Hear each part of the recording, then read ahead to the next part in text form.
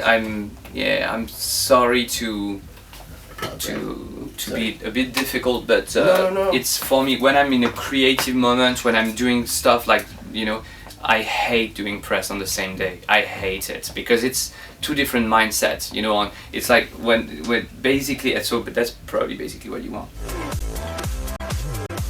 Are you rolling? Check one, check one, check one. How's the hair?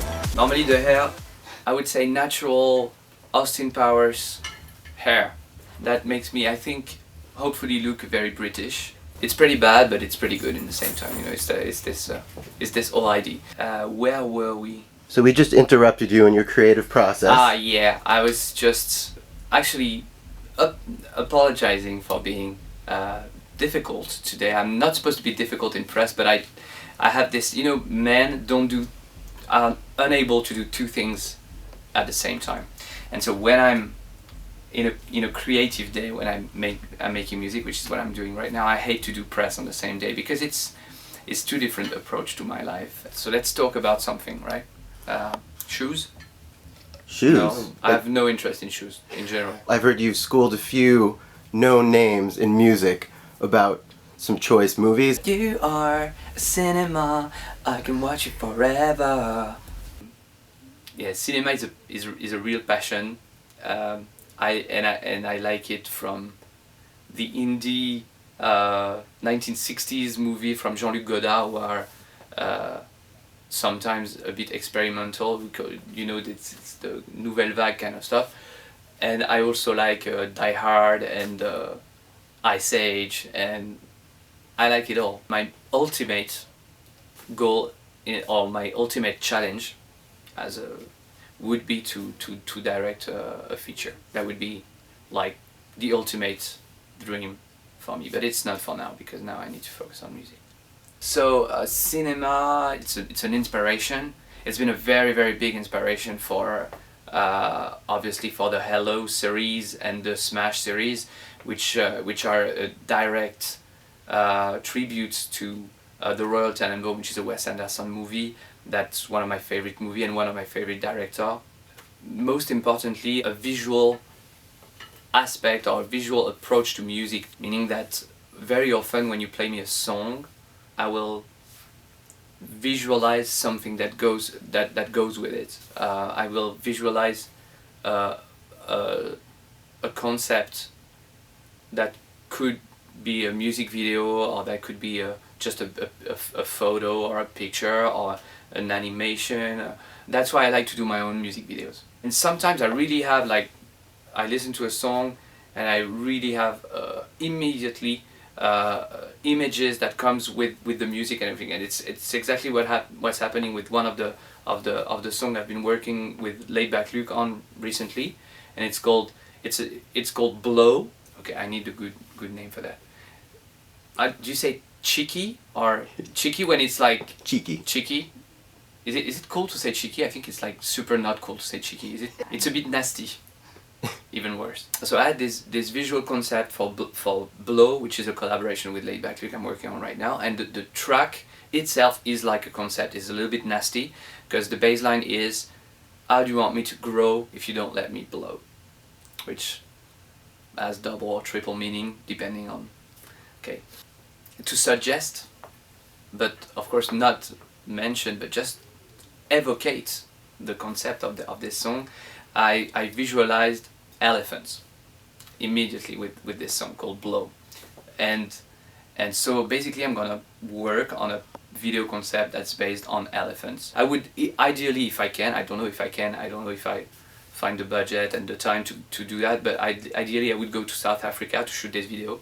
This track, for example, immediately gave me this idea, and even sometimes I work on the video even before I have the song. I think of a concept for a video. That's what happened for Hello, and then I made the lyrics and the whole song according to the story of the music video and everything.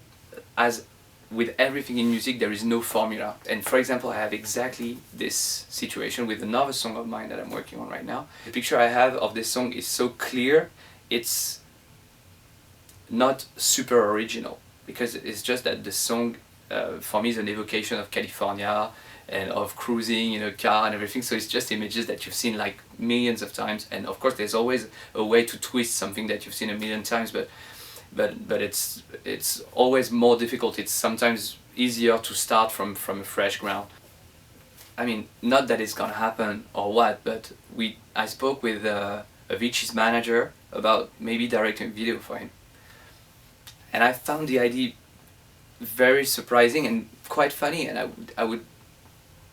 I mean, he had recently a very good video with Nicky Romero, good concept, and I could definitely think of something like this, like directing a music video for a fellow DJ producer. I could do that, I think.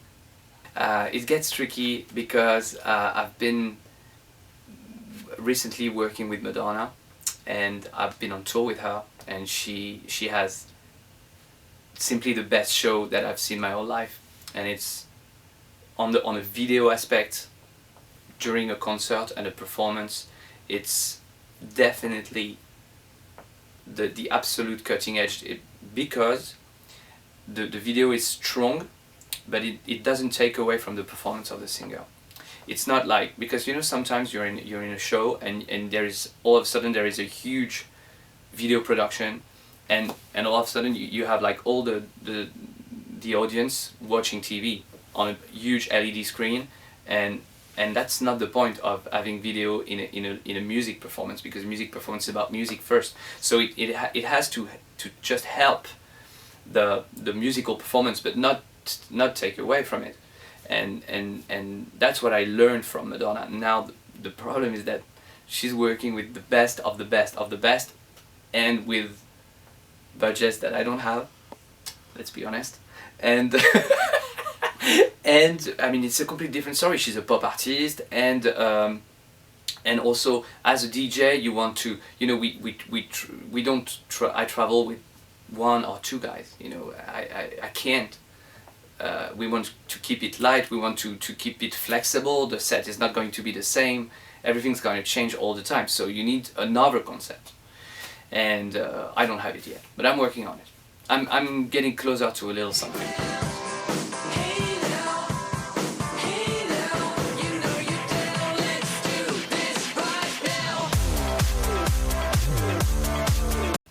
Actually, I think I would be better to imagine that kind of concept for another artist than for myself. Probably. That's because of the bad hair. And then we loop, you know, from the beginning of the interview. Are you rolling?